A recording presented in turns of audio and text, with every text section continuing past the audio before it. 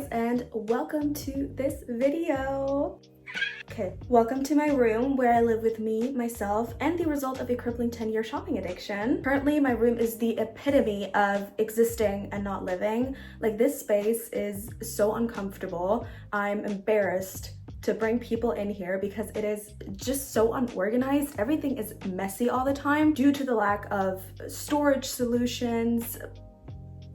And there's just no whimsy in here, and I can't go on like this any longer. I have big plans, big visions and dreams for this place. I want it to be old, vintage inspired, kind of like a princess room. Also add a few touches of a, not shoujo, but a josei protagonist vibe. Give it a little hint of a Japandi aesthetic, and it is entirely possible. When you first walk into the door, you immediately view my bed, which is looking very disgusting and unorganized right now. Turn a little bit to the right, and that's when the beauty unfolds. I have some built-in closets in here. I got a balcony outside, a huge window. The biggest thing for me is probably I'm very tired of the licked and very like clean girl aesthetic that I had going on with a bunch of IKEA furniture, which is why I plan to do a bunch of thrifting. So without further ado, it's time for the first step. This is gonna be a peak youngest spoiled child moment. For all of you older siblings out there, I feel for you, trigger warning ahead. But I'm getting my family to set up my over 150-year-old desk for me. That is a family heritage item. And having my grandfather, who is 80 plus years, assemble it for me.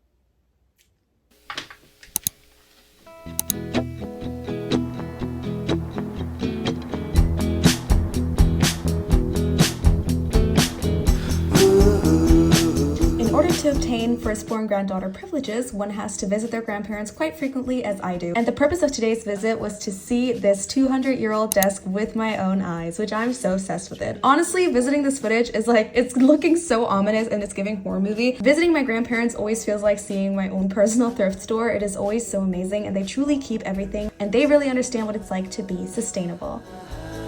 Nowhere to go.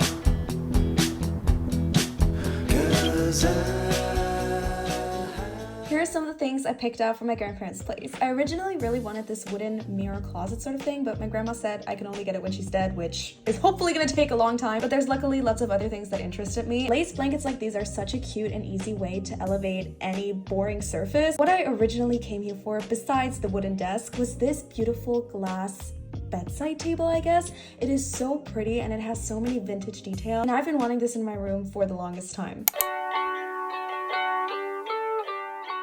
Felt like the bride's father doing a first look with this baby because god damn it, it's so beautiful. I love this desk and I've been looking forward to having it in my room for the longest time. Optional, however very beneficial, is seeing men doing what they're supposed to do, which is working for women.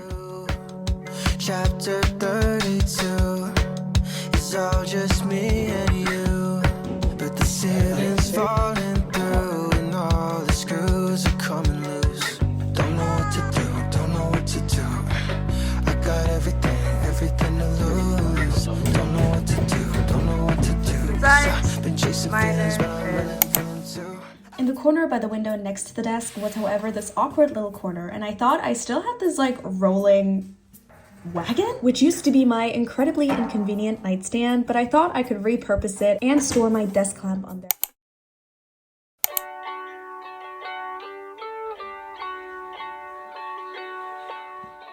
So this is probably one, if not the worst corner of my entire room right now. I have this extremely inconvenient nightstand setup going on. Another useful tip to save money during a home transformation is to just steal furniture from relatives, friends, and people who you are close with and who you have under control so they can't say no to you.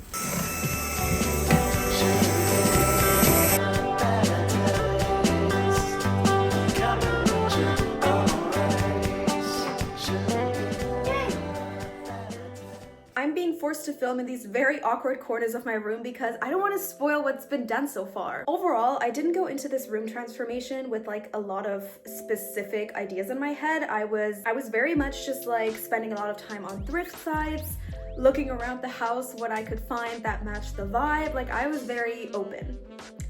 for this entire process. But there's one thing that I absolutely, from the beginning, wanted to have in my room. It's something that is very nostalgic to me for several reasons, and that also serves, which is very unlikely for me, a functional purpose. So I always feel like whenever there's clutter on my desk during exam season, or whenever I have yet another pile of clothes on my bed because I couldn't decide what to wear in the morning, I can never escape the clutter. So I had this wonderful idea. My parents used to own this wonderful Japanese-inspired room divider. Coca-Cola, hello! Anyways, sadly they do not have it anymore, or I would have been queen of sustainability for this video. I tried to find it on eBay, but I couldn't, so I did have to repurchase it. They just recently got rid of it, which is always, that's literally the luck of my life. I bought this wonderful Japanese-inspired room divider, which is nostalgic for me for my childhood, and also because I very much miss Japan. So here's me setting it up.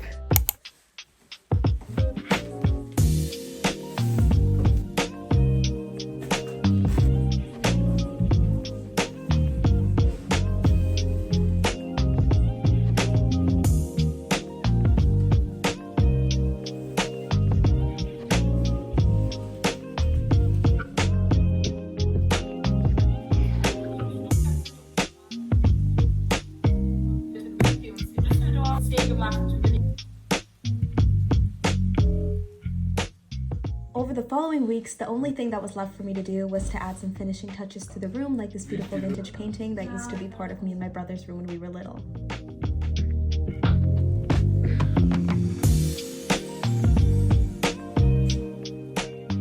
This also included hanging up a nail for my Bluetooth box that I got from Hugeee, as well as risking my life for a 40-euro marble table and driving up to a stranger's house in the dark,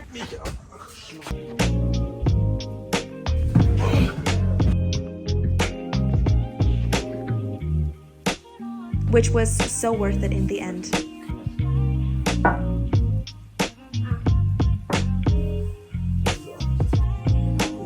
Yeah, nein, it's hard to imagine. To be honest, it's like pink. Vibes. If you guys hear party music in the background, it's because my brother is here and he's a DJ. Well, hello there, my little mousies. I can't believe I'm finally able to say that my room transformation is finished. So satisfied with the results. I'm currently overlooking my room and it's fucking stunning. So yeah, you guys, are you ready for the tour? Cause I sure as hell am. Starting it off with my bed area, my brother hung up this beautiful painting that used to be in my room when I was a baby. So this painting is very special to me. I think it just adds this beautiful vintage touch. And I originally wanted like maybe a Yoshito Monara picture up there, but honestly, as much as I love his art, I kind of cannot bring myself to enjoy things once they've become really mainstream. The nightstand also came out more than perfect. As mentioned, I need a bunch of stuff on my nightstand, so it's definitely large enough to fit all the necessities that I would have to use in case of an emergency apocalypse.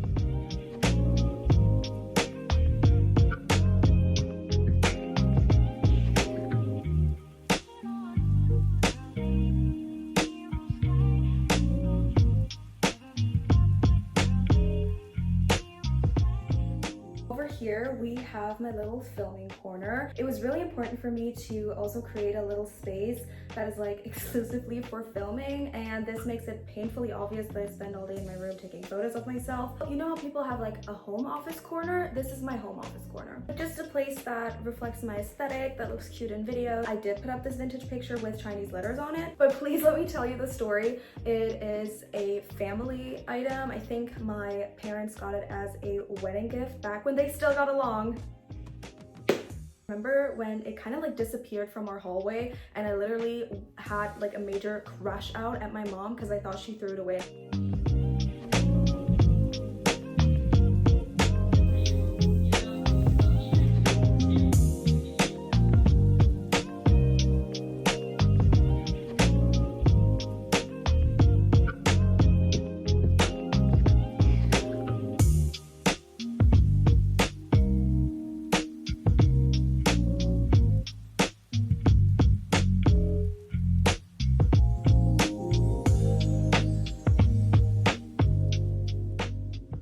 Offer me €1,000,000 and I would not accept it if I had to trade this poster. I got this at the Paradise Kiss exhibition in Tokyo. This is one of my, if not the most favorite corner of my room. It has my vintage desk. I love that it has so much space, and also just looking at it gives me so much serotonin, and like I want to work. I constantly want to sit at this desk and be productive. Anyways, I'm so happy with this piece. I'm so grateful that I have a family that just takes such good care of their furniture. Right across from my beautiful vintage desk, we have this beautiful vintage vanity, and this is, I think, the only corner that I haven't really shown you guys the process of in the video itself. The person that I bought this vintage vanity from was actually this really nice guy. He was like around my father's age, and he said that he's selling his grandmother's vintage vanity. That was like her pride and joy. I purchased this for, I believe, 230 euros. And just a little tip, when buying something from eBay, especially like a vanity or something that you know is going to be really old, look in the cabinets, look in the drawers, because this had mold in it. So maybe I could have gotten the price down.